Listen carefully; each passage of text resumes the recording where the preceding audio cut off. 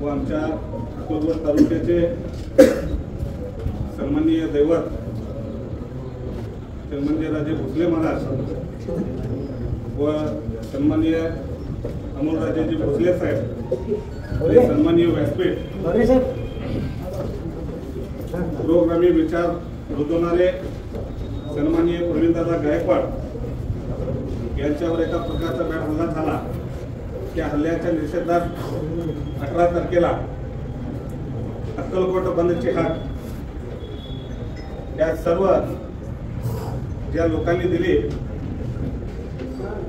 त्या बंदसाठी सर्व अक्कलकोट तालुक्यातील मुस्लिम समाज राजे आम्ही तुमच्या पाठीशी आहोत.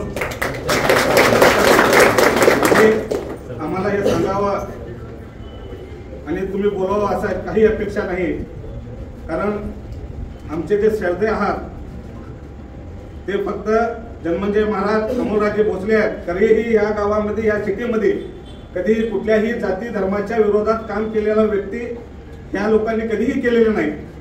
कारण मी राजेंचं बघतो, प्रत्येक युवांमध्ये कायम जात असतात, प्रत्येक मंडळात जात असतात. तसंच काम या महाराष्ट्र राज्यात प्रवीणदादा गायकवाडचं सुद्धा आहे.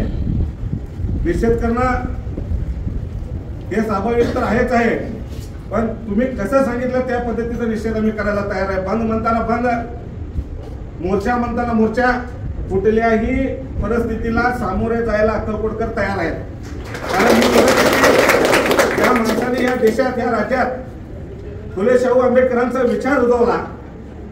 त्या माणसावर ज्यावेळी सहकुटुंब आपल्या अक्कलकोट नगरीत स्वामी महाराजांच्या दर्शनाला येत असतात आणि तेवढंच नव्हे तर आमच्या महाराजांच्या सत्काराला येत असतात, त्या लोकांनी नियोजन करून की आमच्या महाराजाचं नाव कसं बदनाम व्हायला पाहिजे आणि त्या मीडिया पुढे कसं आणायला पाहिजे की जेणेकरून झालेलं कृत्य वेगळ्या मार्गाने जायला पाहिजे.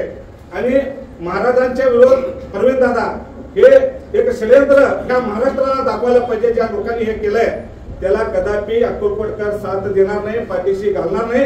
आणि सांगितली ते दिशा राजे तुम्ही जेही सांगा दिशा ते दिशा ह्या तालुक्यात होणार.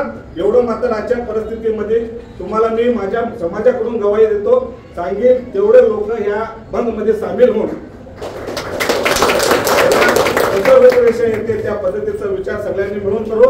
आणि येणाऱ्या काळात तुम्ही कुठलीही दिशा घ्या, आमचा समाज तुमच्या पाठीशी कायम राहणार. एवढी गवाही देऊन माझे 2 शब्द संपवतो. जय हिंद, जय महाराष्ट्र.